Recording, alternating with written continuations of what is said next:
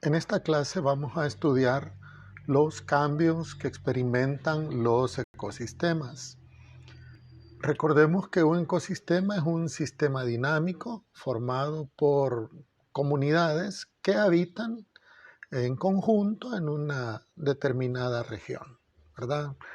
Un ecosistema entonces está formado por ciertos factores que nosotros llamamos factores bióticos, es decir, los seres vivos que están allí, y los factores abióticos, es decir, los factores como la luz, como el calor, como las rocas, elementos del ambiente que no tienen vida, pero que constituyen un factor importante para que los organismos vivos se desarrollen dentro de él.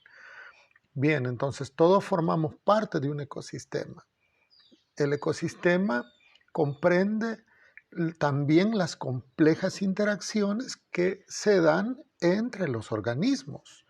Relaciones, por ejemplo, unos son herbívoros, es decir, un animal se come una planta, pero otros son carnívoros y otros son omnívoros. Sobre esa idea creo que estamos claros nosotros.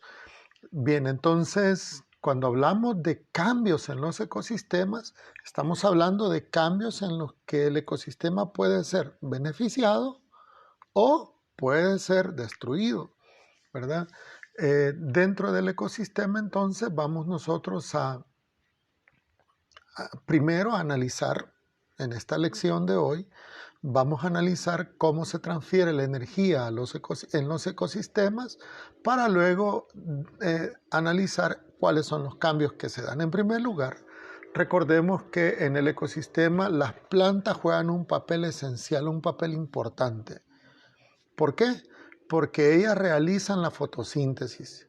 En otras palabras, captan la energía que viene del sol y con esa energía ellas realizan la fotosíntesis. Tienen un sistema muy interesante en su estructura. Es decir, en la célula vegetal existe cloroplastos y los cloroplastos contienen clorofila. La clorofila es la que les permite a las plantas llevar a cabo la fotosíntesis. Ellas introducen la energía en el ecosistema. Esa energía que viene del sol pasa a las plantas que realizan la fotosíntesis en todas sus partes verdes, no solamente en las hojas, sino en todas las partes verdes. Y el objetivo de la fotosíntesis es que la planta produce su propio alimento. Pero ojo, no solo su propio alimento. La planta también produce materiales que los herbívoros consumen y de ese material obtienen su alimento.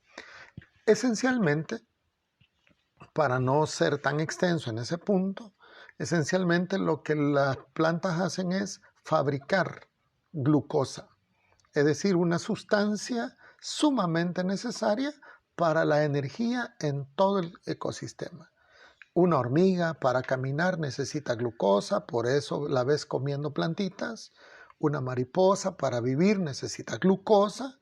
¿Y qué es la glucosa? Pues es un azúcar orgánica que es fundamental para la vida. De hecho, en este momento, para darte esta clase, también estoy gastando glucosa. Y esa glucosa la obtuve de mis alimentos, de las dos revueltas, de ahí. O de la peperecha, o de la viejita, del pan que nos podamos comer, de tu leche con cereal, de tus platanitos fritos, de tus frijoles, de allí viene la glucosa. Bueno, la energía entonces pasa de las plantas a los animales, ¿verdad? A través de los herbívoros. Cuando un herbívoro se come una planta, luego este herbívoro es consumido por un carnívoro, la cadena se va formando. El alimento va pasando, la glucosa va pasando hasta que llega a nosotros. Imagínate que cuando comemos carne de res, estamos comiendo la carne de un herbívoro. Él tomó su energía directamente de la planta y la planta la tomó directamente del sol. Y para no ir tan largo con este tema, quiero decirte que toda la energía que gastamos nosotros como sistemas biológicos abiertos proviene del sol. Analiza eso. ¿verdad? Analiza ese detalle para que veas qué tan importante es que conservemos el reino vegetal, las plantas todas en general. Es importante que las cuidemos porque ellas introducen la energía. Ahora bien, existen diversos tipos de ecosistemas, ¿verdad? Hay ecosistemas acuáticos, terrestres.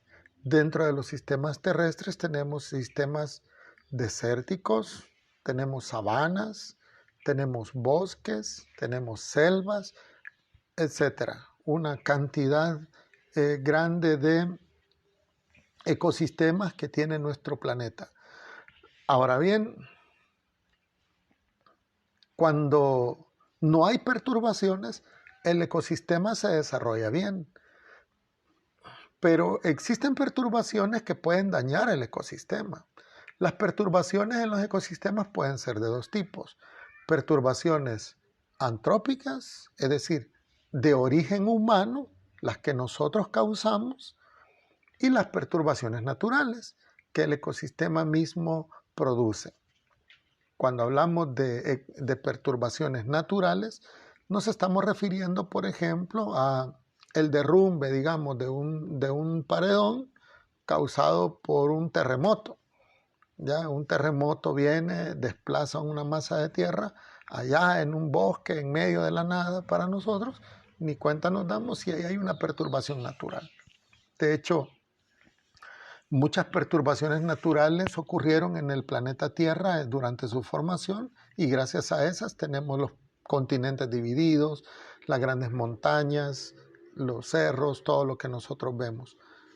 Entonces, dentro de las perturbaciones antrópicas, que son antros significa humano, hombre, ¿verdad? Hombre. Entonces, dentro de las perturbaciones antrópicas tenemos todas las que son causadas por el hombre. Cuando, por ejemplo, se construye una carretera, ahí hay una perturbación antrópica. Perdón, cuando talamos un árbol, ahí hay una perturbación antrópica.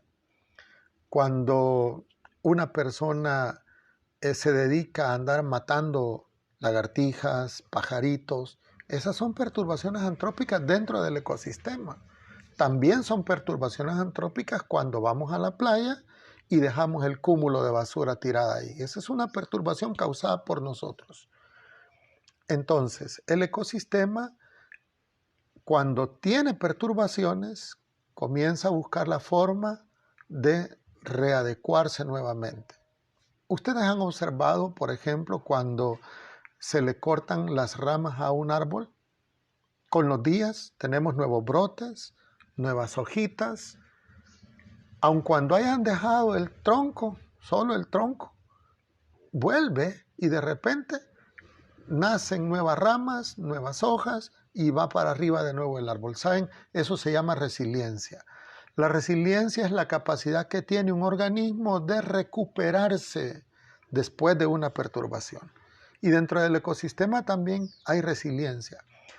Cuando hablamos, por ejemplo, de factores que afectan el ecosistema, pongámonos, por ejemplo, un incendio forestal. Cuando un incendio destruye un ecosistema, todo no termina allí. De hecho, mueren un montón de organismos, tanto bacterias como insectos, aves, mamíferos, todo eso se muere, se extingue.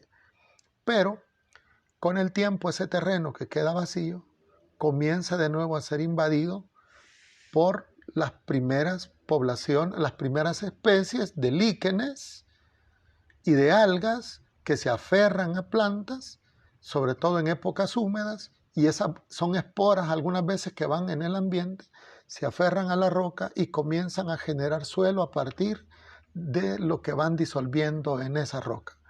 Con los años, como lo podemos ver en las lavas de Quesaltepeque, con los años se va generando la primera comunidad pionera, la comunidad primaria, y luego la secundaria, cuando ya hay un estrato de árboles bastante desarrollado, y por último, pues el ecosistema maduro. Entonces, allí vemos una resiliencia, un incendio, luego una repoblación de especies, las nuevas plantas atraen aves, atraen insectos, y cuando viene a verse, se tiene ya el ecosistema restablecido. Pero veamos algo, esto no ocurre de la noche a la mañana. Si aquí, por ejemplo, nosotros talamos todos los bosques que tenemos, que gracias a Dios tenemos zonas protegidas, pero si nosotros destruimos todos los bosques, ¿con qué nos quedamos? Volveríamos a tener quizá un buen bosque dentro de 100 o 200 años o 300, mucho tiempo. Estamos obligados a cuidar nuestro ecosistema, estamos obligados a cuidar nuestro ambiente.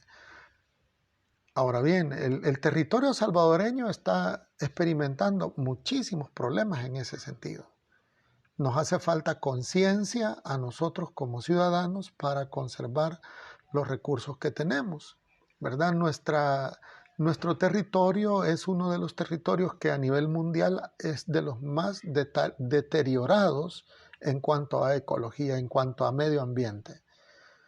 Sin embargo, algunos esfuerzos creo que se han hecho desde las legislaciones de las áreas naturales protegidas y bueno, hay instituciones como Salvanatura y otras que están luchando por conservar lo poco que tenemos. Pero es tarea nuestra, es un reto personal conservar el entorno, conservar el ambiente. Hasta aquí con esta lección de hoy.